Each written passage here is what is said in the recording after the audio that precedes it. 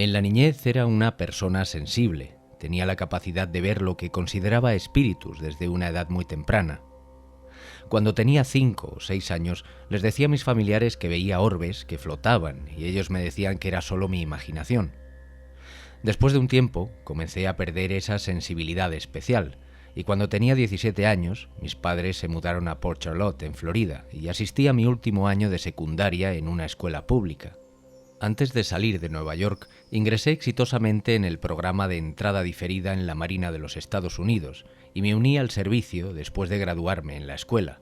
Después de terminar con éxito el entrenamiento para mi calificación, me enviaron a mi primer lugar de destino, la instalación naval de Estados Unidos, de Coast Head, en Oregón. Era 1986 y tenía 19 años cuando tuve mi experiencia cercana a la muerte. Estaba allí, en Oregón, y en mi nuevo lugar de destino era común participar en actividades al aire libre con mis compañeros de trabajo. La Oficina de Moral, Bienestar y Recreación alentaba a realizar pasatiempos y excursiones divertidas y entretenidas para todos los miembros del servicio y sus dependientes. Podíamos alquilar vehículos todoterreno, vehículos recreativos, equipo de campamento, tablas de remo, botes, equipo de pesca y de surf. MWR también ofreció muchas actividades deportivas y boletos de fin de semana para diversas actividades. Entre sus ofertas se encontraba una excursión de un día para hacer rafting en el río Rogue. Aunque no era mi fuerte, pronto me presionaron para inscribirme en el viaje de rafting porque todos en mi sección querían ir allí. Compré un boleto a regañadientes, uniéndome a mis compañeros de trabajo en el río Rogue para su gira grupal de mayo. La corriente de ese año fue históricamente más alta y más rápida de lo normal, porque había llegado la primavera, derritiendo la nieve de las montañas. Viajé sin incidentes a través de los rápidos de clase 2 y 3 en un kayak inflable Sevilor para una persona durante esa mañana. Remar me pareció fácil y el fluir del agua y la conversación a mi alrededor fue bastante relajada. La gran mayoría de los rápidos fueron bastante indulgentes. Luego paramos al mediodía para almorzar en la orilla y para tomar un descanso antes de continuar nuestro viaje a secciones mucho más desafiantes del río. Después de algunos rápidos menores en Mule Canyon, nuestro guía llevó a nuestro grupo a la parte más peligrosa del Rogue, conocida como Blossom Bar. La sección de clase 4 del río estaba obstruida con enormes rocas y agujeros arremolinados como vórtices. La ruta estándar a través del agua agitada para pasar las rocas requería que hiciera un movimiento de remo crucial de izquierda a derecha para evitar ser arrastrados hacia una alineación de rocas conocida como la Picket Fence. Mi fracaso en hacerlo como debía rápidamente hizo que me estrellara contra las rocas y saliera volando del kayak por el agua helada. Llevaba un chaleco salvavidas, pero la corriente me arrastró hasta un agujero de agua turbulenta. Ese impacto del agua fría me hizo jadear y al hacerlo inhalé agua del río profundamente en mis pulmones. Me desorienté y con ello perdí mi orientación espacial. Podía ver el cielo arriba, pero no podía llegar a la superficie para tomar aire. La corriente me arrastraba hacia abajo cuanto más luchaba contra ella. Mis pulmones ardían cuando el pánico se apoderó de mí. De repente creí que iba a morir allí y lo último que recuerdo fue decir: «Dios, por favor, ayúdame». Sin oxígeno me debilité y finalmente dejé de luchar por completo. Me quedé ahí en la fría oscuridad del agua y de repente ya no podía sentir ese ardor y dolor del agua en mis pulmones. La oscuridad a mi alrededor se volvió completamente blanca y sentí como si estuviera corriendo a la velocidad de la luz a través de un túnel. Sentí gran calidez cuando el dolor me abandonó. Me sentía en paz conmigo y con el entorno que me rodeaba. El amor puro e incondicional irradiaba a mi alrededor y dentro de mí. El amor me cubrió como una cálida manta de una fuente desconocida. Cuando salí del túnel, fui consciente de partes de mi cuerpo que eran visibles como mis manos, brazos y el pecho. Mirando hacia abajo no pude ver ningún pie. Vi un hilo plateado anclado a mi cuerpo que tenía una luminiscencia. Mirando a mi alrededor pude ver una habitación que parecía estar formada por nubes blancas puras, pero que no eran sólidas. En la habitación había 3 seres, hechos como de cristal reluciente. La luz brillaba a través de ellos como una especie de prisma de vidrio, formando un arco iris. Uno era más grande que los otros 2, pero todos me hablaron. Les tenía miedo y parecieron darse cuenta de ello. Instantáneamente se transformaron en lo que reconocí como ángeles. No tenían las típicas alas, tenían fibras, como cables de fibra óptica que les recubrían y la luz brillaba a través de las fibras, formando colores en todos los tonos. Cuando hablaron, sus mensajes se enviaron telepáticamente, podían leer mis pensamientos. Mirándoles a los ojos eran sombras de colores intensos que cambiaban y se movían con chispas eléctricas, casi como si estuviera viendo un DVD todavía girando en un reproductor. El amor irradiaba de sus ojos, como si yo fuera la creación más preciosa que Dios jamás hubiera creado. Era como si me conocieran íntimamente, pero no sentía incomodidad por ello. El ángel más grande dijo: «Has llegado demasiado pronto, aún no ha llegado el momento de que estés aquí. Debes regresar y terminar tu trabajo en la tierra, pero ya que estás aquí, te mostraremos cosas». El ángel más grande sostenía un libro, pero sus páginas eran como imágenes en lugar de palabras. Vi escenas de mi vida desde el momento de mi concepción hasta el momento en que caí del kayak al río. Las páginas pasaban rápidamente, como si estuviera viendo una película. Instantáneamente recordé todas las cosas que hice por los demás o no hice por alguien. Me mostraron un hombre que no conocía, cuyo rostro no podía ver con claridad, y muchos niños que aún estaban por nacer. Uno de los ángeles más pequeños dijo: «Yo soy Yashael. He estado contigo desde los albores de los tiempos y estaré contigo por la eternidad. Debes regresar, tienes que estar ahí para ellos. Te mostraré lo que puedes esperar hasta entonces, pero después tienes que volver a tu cuerpo». Al instante, Yashael y yo fuimos teletransportados al centro de un vasto campo dorado.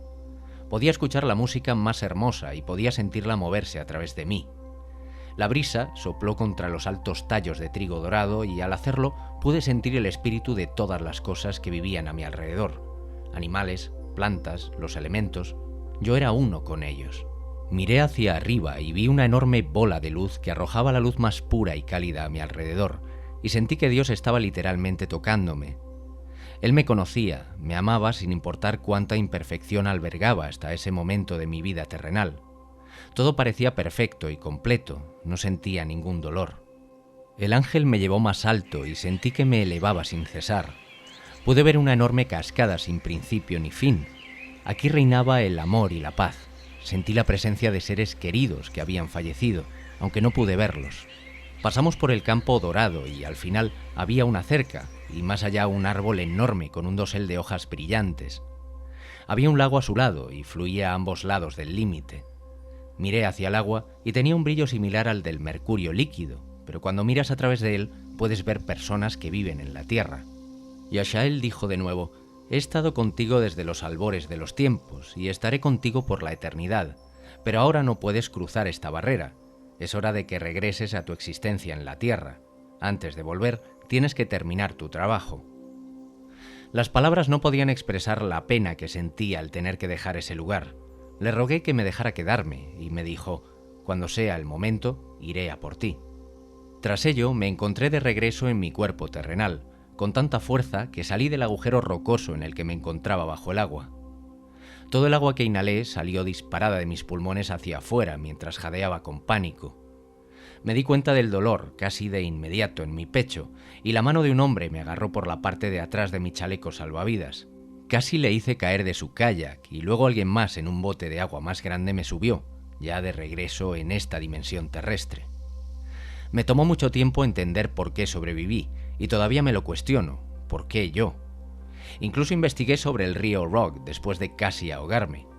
Más de 21 personas han muerto en Blossom Bar desde mi ECM. Murieron y yo sobreviví. Debido a mi ECM estoy más cerca de Dios y me doy cuenta ahora de que la vida no es una serie de consecuencias, sino de paralelismos y elecciones. Mis elecciones afectan directamente a quienes me rodean y todos estamos interconectados. Mi propósito aún no se había cumplido. Me tomaría años darme cuenta de que mi destino era sanar a otros. Mis habilidades sensitivas se hicieron más fuertes después de la experiencia. Ahora soy lo que llaman clarividente y clariaudiente. Puedo escuchar las voces de los que están más allá del velo, pero todavía no me he entrenado para ver el espíritu con claridad con mis ojos. Mi ECM ha sido y seguirá siendo la experiencia metafísicamente más profunda que he tenido. Rompí a llorar al escribir este recuerdo de mi experiencia, porque mis palabras palidecen en comparación con todas las cosas que vi, sentí y escuché durante mi viaje a un reino celestial. Ahora no soy una persona religiosa, pero sin embargo estoy más cerca del espíritu que nunca debido a aquello que viví. Sé que hay dimensiones más allá de esta y que estamos aquí por alguna razón. Bien, a nivel de análisis y como sucede en la mayoría de las experiencias cercanas a la muerte, este caso comparte patrones recurrentes que han sido expuestos desde los trabajos investigativos de Raymond Moody y la doctora Kubler-Ross hasta los estudios sistemáticos de Pim van Lommel. En primer lugar, tenemos el omnipresente túnel de luz, un portal funcional aparentemente similar a lo que aquí podríamos concebir como un agujero de gusano que conecta dos realidades dimensionales. En segundo lugar, encontramos lo que se describe como una paz y calidez que no es comparable con aquello que se experimenta en la vida terrestre. Posteriormente hace mención a una descripción de ángeles o guías que no se corresponde con la expectativa y el arquetipo cultural de la persona. También la comunicación telepática es universal en las experiencias y no parece haber necesidad de ningún tipo de lenguaje humano, y la comunicación es eminentemente clara y concisa. Cabe recalcar que incluso en los casos de experiencias extracorpóreas en entornos físicos, normalmente en la sala de operaciones, aquellos que experimentan la ECM relatan y señalan con frecuencia el hecho de que pueden leer los pensamientos de las personas que se encuentran en la escena, así como sentir las emociones y sentimientos que los implicados experimentan en ese momento. Del mismo modo, la recepción de información sobre el futuro de la persona sucede con cierta frecuencia, mostrándose individuos que conocerá en el futuro, que están por nacer y que serán relevantes para su aventura terrestre. Otro punto importante es la falta de juicio. A pesar de que desde ciertos enfoques el juicio o el castigo ha estado muy presente, parece que estas experiencias repiten ese aspecto de incondicionalidad, en el que la persona no es juzgada como tal, sino que es la propia persona la que observa y percibe desde un estado más adecuado el efecto de las acciones que realizó durante la existencia terrenal. También es casi omnipresente la mención a una barrera aparente, a partir de la cual la persona no podría regresar al cuerpo y revertir el proceso de transición dimensional. Igualmente, la inefabilidad vuelve a aparecer, recalcándose en este caso y en la mayoría que las palabras que utilizamos a través de las lenguas y el lenguaje humano no parece tener las cualidades necesarias para definir, transmitir o clarificar la trascendencia de aquello que acontece en esa realidad. Por último, y no menos importante, la persona del caso señala que a partir de la experiencia comenzó a tener habilidades extrasensoriales, algo que, aunque no sucede ni mucho menos en todos los casos, es relativamente común, variando entre el 5 y el 30% de los pacientes dependiendo de los registros investigativos que se consulten.